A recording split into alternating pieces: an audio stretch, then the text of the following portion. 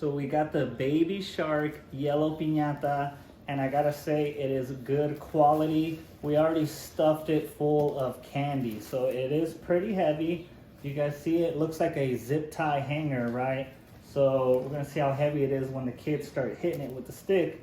And this is pretty much it. You can see the ribbons at the bottom, makes it look like he's swimming.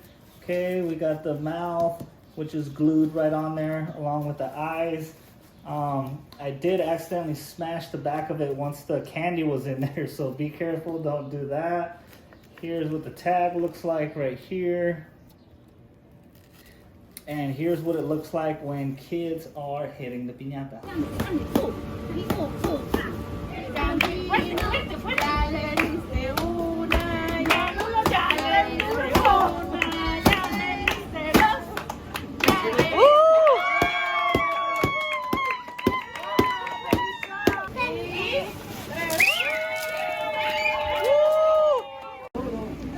It was very sturdy.